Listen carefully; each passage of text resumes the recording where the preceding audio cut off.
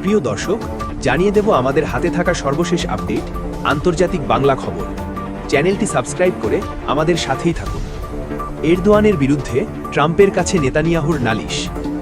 তুর্কি president Recep Tayyip এরদোয়ানের অনবরত Israel বিরোধী বিবৃতির বিষয়ে ক্ষোভ প্রকাশ করে মার্কিন প্রেসিডেন্ট ডোনাল্ড ট্রাম্পের কাছে সরাসরি নালিশ জানিয়েছেন ইসরায়েলের প্রধানমন্ত্রী বেঞ্জামিন নেতানিয়াহু।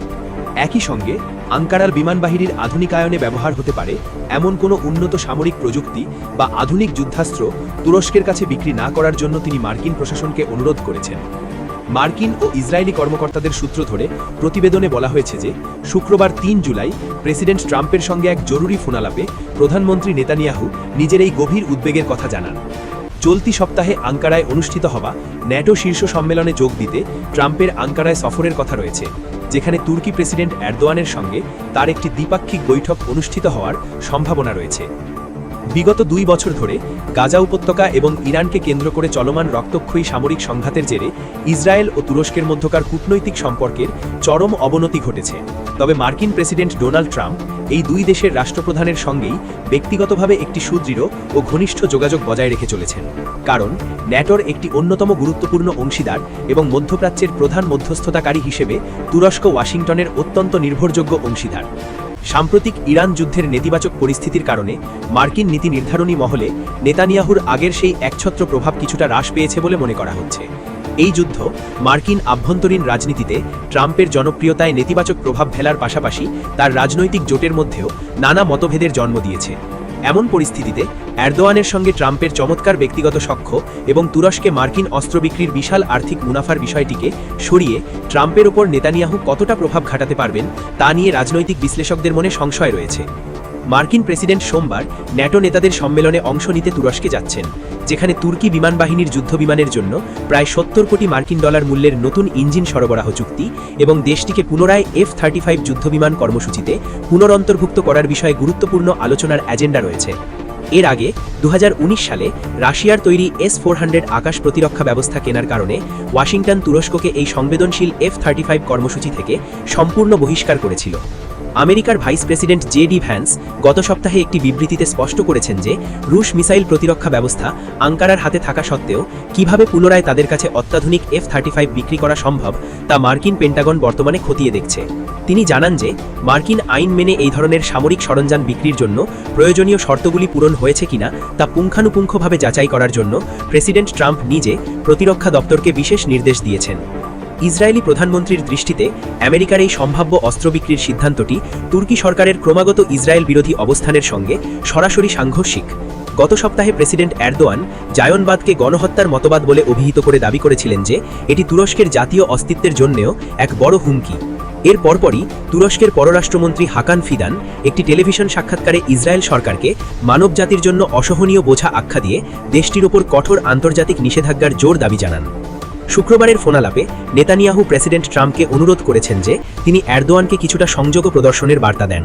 এই বিষয়ে নাম প্রকাশে অনিচ্ছুক একজন মার্কিন কর্মকর্তা জানিয়েছেন যে নেতানিয়াহুর দাবিটি প্রেসিডেন্ট ট্রাম্প অত্যন্ত মনোযোগ দিয়ে শুনেছেন এবং তিনি হয়তো তুর্কি প্রেসিডেন্টের সঙ্গে বৈঠকে বিষয়টি উত্থাপন করে তাকে কিছুটা সংযত হতে বলতে পারেন। তবে এই স্পর্শকাতর ফোনালাপের বিষয়ে হোয়াইট হাউস কিংবা ইসরায়েলের প্রধানমন্ত্রীর কার্যালয় থেকে অফিসিয়াল কোনো মন্তব্য করতে অস্বীকৃতি জানানো হয়েছে। সাম্প্রতিক সময়ে ইরান সংঘাতের অবসান ঘটাতে ট্রাম্পের নেওয়া কিছু স্বাধীন কূটনৈতিক উদ্যোগের কারণে ট্রাম্প ও নেতানিয়াহুর সম্পর্কেও এক ধরনের অদৃশ্য টানাপোড়েন তৈরি হয়েছে। মার্কিন প্রশাসনের বেশ কয়েকজন কর্মকর্তা অভিযোগ করেছেন যে ইরান যুদ্ধ নিয়ে ইসরায়েলি প্রধানমন্ত্রী অতীতে যেসব ইতিবাচক পূর্বাভাস দিয়েছিলেন তার বেশিরভাগই বাস্তবে মেলেনি। তবে সব জল্পনার অবসান ঘটিয়ে চলতি মাসের শেষের দিকে নেতানিয়াহুর হোয়াইট হাউস সফরে যাওয়ার একটি সূচি নির্ধারিত হয়েছে। এদিকে গতকাল সোমবার মার্কিন টেলিভিশন চ্যানেল ফক্স অ্যান্ড ফ্রেন্ডসকে দেওয়া একটি সাক্ষাৎকারেও এরদোয়ানের তীব্র সমালোচনা করেছেন বেঞ্জামিন নেতানিয়াহু।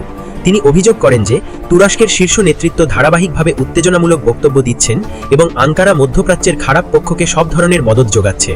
নেতানিয়াহু তার সাক্ষাৎকারে সরাসরি বলেন, মুসলিম ব্রাদারহুডের মতো আমেরিকা বিরোধী চরমপন্থী আদর্শে প্রভাবিত একটি সরকারকে কোনোভাবেই F-35 যুদ্ধবিমান বা উন্নত ইঞ্জিন দেওয়া উচিত নয়। এতে মধ্যপ্রাচ্যের শক্তির ভারসাম্য সম্পূর্ণ নষ্ট হবে, যা বর্তমানে ইসরায়েলের আকাশ সামরিক শ্রেষ্ঠত্ব এবং আমেরিকার কৌশলগত অবস্থান দ্বারা সুসংহত রয়েছে। এদিকে ক্ষোভ নিয়েই ন্যাটো সম্মেলনের পথে ট্রাম্প। সংখ্যা ইউরোপীয় মিত্ররা। ইউরোপে মোতায়েন মার্কিন সেনার সংখ্যা 1/3 কমিয়ে ন্যাটো মিত্রদের প্রতি কঠোর বার্তা দেওয়ার বিষয়টি বিবেচনা করেছিলেন যুক্তরাষ্ট্রের প্রেসিডেন্ট ডোনাল্ড ট্রাম্প। হোয়াইট হাউসের একটি বৈঠকে তিনি এই ধারণা তুলে ধরেন বলে বিষয়টির সঙ্গে সংশ্লিষ্ট একাধিক সূত্র জানিয়েছে।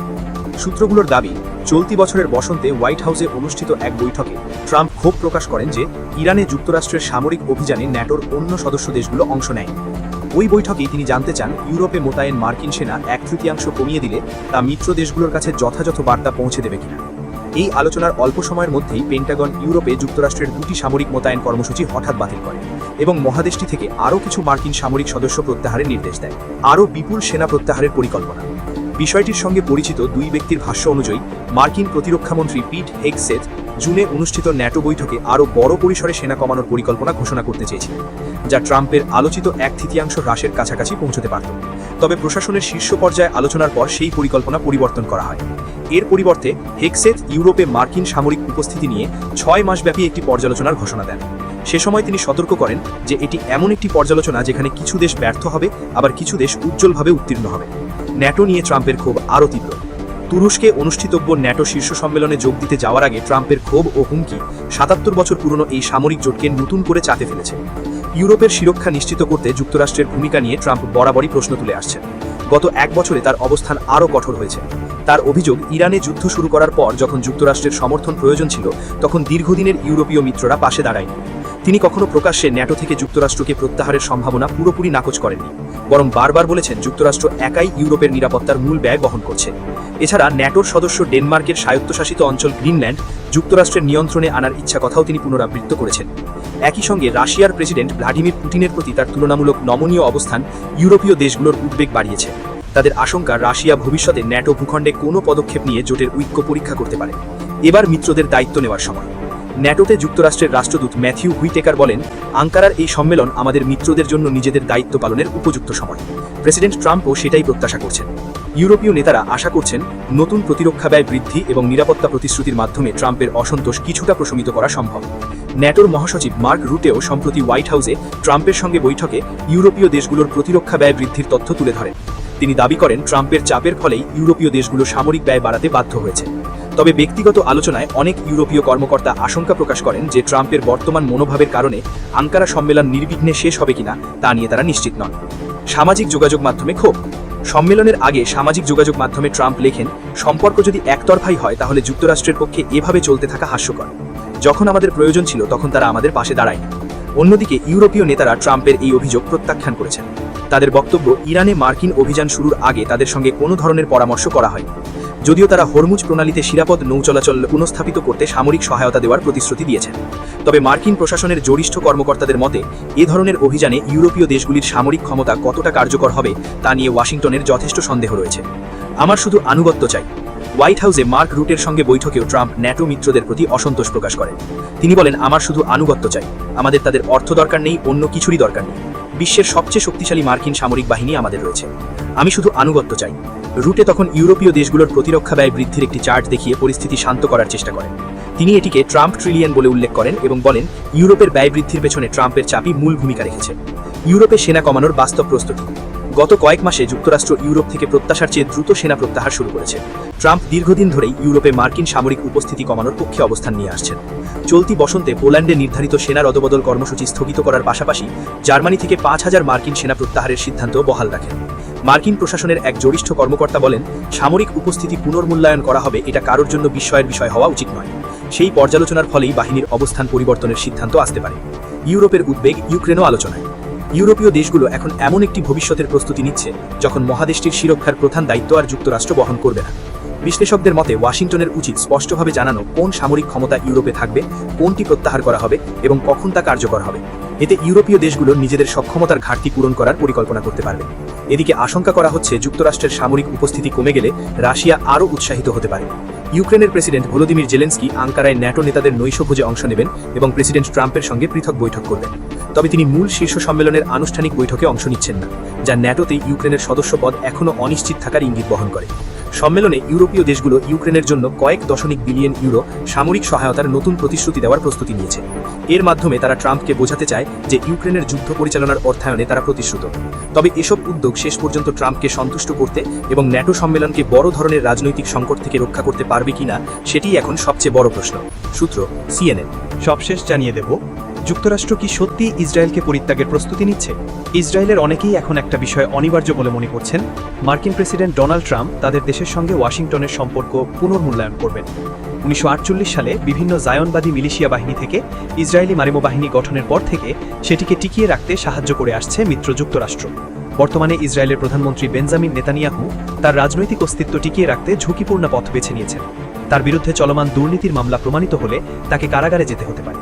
চলতি বছরের শেষের দিকে অনুষ্ঠিত সাধারণ নির্বাচনে তার হারের সম্ভাবনাও অনেকটা বেড়ে গেছে। ইরানের সঙ্গে একটি চুক্তি করার ওয়াশিংটনের তাগিদ, যার মধ্যে লেবাননে যুদ্ধবিরতির বিষয়টিও অন্তর্ভুক্ত এবং যুদ্ধ চালিয়ে যাওয়ার পক্ষে ইসরায়েলি জনগণের চাপ, এই দুয়ের মাঝখানে পড়ে নেতানিয়াহু তার 4 দশকের রাজনৈতিক জীবনের সবচেয়ে চ্যালেঞ্জিং সময়ের মুখে পড়েছেন। সাম্প্রতিক জরিপগুলোতে দেখা যাচ্ছে কেবল সাধারণ মার্কিন জনগণই ইসরায়েলের বিপক্ষে চলে যাচ্ছে না, বরং ট্রাম্পের ডানপন্থী সমর্থক মেক আমেরিকা গ্রেট এগেন আন্দোলনের কর্মীদের একটা অংশের মধ্যেও তীব্র সংশয় তৈরি হয়েছে। মাগা শিবিরের দলছুট ব্যক্তি, যেমন প্রভাবশালী মিডিয়া ব্যক্তিত্ব মার্জরি টেইলর গ্রিন, ইসরায়েলের প্রতি মার্কিন সমর্থনের কড়া সমালোচনা করছেন। ডানপন্থী রাজনৈতিক অঙ্গনের সবচেয়ে সোচ্চার সমালোচকদের একজন হলেন সাবেক টিভি উপস্থাপক টাকার কার্লসন। তিনি গত জুনের শেষ দিকে বলেছিলেন, ট্রাম্প অবশেষে বুঝতে পেরেছেন ইসরায়েলি তার প্রশাসনের জন্য সবচেয়ে বড় সমস্যা। কার্লসন তার পডকাস্টের শুরুতে ইসরায়েলের বিরুদ্ধে অভিযোগ তোলেন, তারা ট্রাম্পকে প্ররোচিত করে হুমকি দিয়ে ইরানে হামলায় রাজি করিয়েছে, যাতে এই অজুহাতে লেবাননের বিরুদ্ধে আরেকটি যুদ্ধ শুরু করা যায়। ওয়াশিংটনের জর্জটাউন ইউনিভার্সিটির অধ্যাপক এবং Center for Strategic and International স্টাডিজের ড্যানিয়েল বাইম্যান বলেন, ট্রাম্প মার্কিন প্রশাসনের ঐতিহ্যগতভাবে সবচেয়ে ইসরায়েলপন্থী রিপাবলিকানদের নেতৃত্ব দিলেও ইসরায়েলের সঙ্গে চুক্তি করার ক্ষেত্রে তার হাতে নিজস্ব বিকল্প রয়েছে। বাইম্যান আল জাজিরাকে বলেন, আমি মনে করি প্রেসিডেন্ট ট্রাম্পের যথেষ্ট নমনীয়তা রয়েছে। যদিও কট্টর ইসরায়েলপন্থী রিপাবলিকানদের মধ্যে প্রেসিডেন্টের অত্যন্ত অনুগত একটা ভিত্তি রয়েছে। তিনি দেখিয়েছেন তিনি তার দলের সংখ্যাগরিষ্ঠকে তার পক্ষে আনতে পারেন। এক্ষেত্রে তার সঙ্গে অনেক ডেমোক্র্যাটও যোগ দেবেন, কারণ দলটির বড় একটা অংশ ইসরায়েলের প্রতি ক্রমশ সমালোচনাত্মক হয়ে উঠছে। ইসরায়েলের জন্য মার্কিন কূটনৈতিক এবং মার্কিন সামরিক সমর্থনের গুরুত্ব কতটা, সেটা ইসরায়েলের অনেক লোকই হয়তো বোঝেন না। একটি সমঝোতা স্মারকের আওতায় 2016 সাল থেকে ইসরায়েল 10 বছর মেয়াদে $3,800 কোটি সামরিক সহায়তা পেয়ে আসছে। অন্য যে কোনো দেশের তুলনায় যুক্তরাষ্ট্রের সঙ্গে এটি এতদিনের সবচেয়ে বড় চুক্তি। গাজায় বৈশ্বিক অজনপ্রিয় এবং জাতিত্বিক নিধনের সময় ইসরায়েলের জন্য মার্কিন কূটনৈতিক সমর্থন অত্যন্ত গুরুত্বপূর্ণ ছিল। 2023 সালের 7 অক্টোবর থেকে ইসরায়েলের নির্বিচার এবং নৃশংস হামলায় এতদিনে 73,000 ফিলিস্তিনি নিহত হয়েছেন, যাদের বেশিরভাগই শিশু এবং নারী।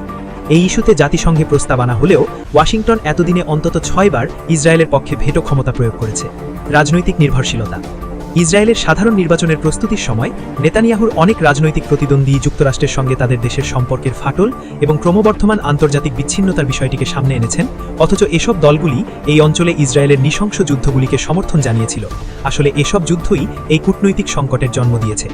জুনের মাঝামাঝি সাবেক ইসরায়েলি প্রধানমন্ত্রী এবং বিরোধী দলের নেতা ইয়াইর লাপিদ তেলাবিবের প্রধান মিত্রকে পাশে রাখতে নেতানিয়াহুর ব্যর্থতার তীব্র সমালোচনা করেন। লাপিদ এক্সে লিখেছেন, আমরা যদি দ্রুত এই সরকারকে পরিবর্তন না করি তাহলে ইসরায়েলের বৈদেশিক সম্পর্ক সম্পূর্ণ ধ্বংস হয়ে যাবে। ইসরায়েলি সামরিক বাহিনীর প্রাক্তন প্রধান গাদি আইজেনকোটও প্রধানমন্ত্রীর বৈদেশিক সম্পর্ক নিয়ে কড়া সমালোচনা করেছেন। এই বছরের নির্বাচনে নেতানিয়াহুর সম্ভাব্য সবচেয়ে বড় প্রতিদ্বন্দ্বী তিনি। আইজেনকোট সম্প্রতি নেতানিয়াহুর বিরুদ্ধে পরিস্থিতি এতটা বাজেভাবে পরিচালনার অভিযোগ এনেছেন, তিনি বলেছেন নেতানিয়াহুর ব্যর্থতাই ট্রাম্পকে একাকী এগিয়ে যেতে এবং ইরানের সঙ্গে চুক্তি করতে বাধ্য করেছে। এটাই ইসরায়েলকে তার 1 নম্বর মিত্র থেকে আরও বিচ্ছিন্ন করে দিয়েছে। Israeli political analyst Nimrat Flaschenberg বলেন, যুক্তরাষ্ট্র আসলে সেই কবজা বা ভিত্তি যা ইসরায়েলের অবস্থান নিশ্চিত করে থাকে। যুক্তরাষ্ট্র ইসরায়েলের জন্য সবকিছুই, প্রতিরক্ষা, প্রযুক্তি, কূটনৈতিক মর্যাদা, সবকিছুরই ভরসা হচ্ছে যুক্তরাষ্ট্র। মার্কিন লেখক এবং সাবেক দূতাবিদ অ্যারন ডেভিড মিলার উল্লেখ করেছেন, ট্রাম্পই প্রথম মার্কিন প্রেসিডেন্ট নন যিনি ইসরায়েলের সঙ্গে দ্বন্দ্বে জড়িয়েছেন, তবে খুব কম সময়েই এই দ্বন্দ্ব এতটা প্রকাশ্যে এসেছে।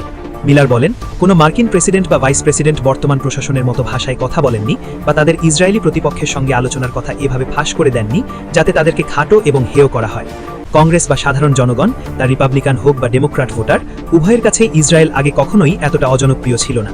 তবে এতটা উত্তেজনা থাকলেও ট্রাম্প প্রশাসন ইসরায়েলের সঙ্গে সম্পর্ক সম্পূর্ণ ছিন্ন করার কথা ভাবছেন এমন কোনো ইঙ্গিত নেই। মিলার বলেন, সত্যিই যদি ট্রাম্প ইসরায়েলের উপর সমর্থন চাপ সৃষ্টি করতে চান তাহলে সেটা হতে হবে এমন কোনো বড় সাফল্যের আশায় যা তাকে সবার সামনে উজ্জ্বল করে তুলবে। এই মার্কিন লেখক বলেন, বর্তমানে এমন কোনো ইস্যু নেই, তা লেবানন হোক বা গাজা বা ইসরায়েল সৌদি আরব সম্পর্ক স্বাভাবিকরণ চুক্তি, এসব ইস্যুর কোনোটি বড় সাফল্যের কাছাকাছি নেই। সুতরাং ইসরায়েলের উপর দীর্ঘমেয়াদী চাপ প্রয়োগ করার মতো যৌক্তিক কোনো কিছু সামনে দেখা যাচ্ছে না।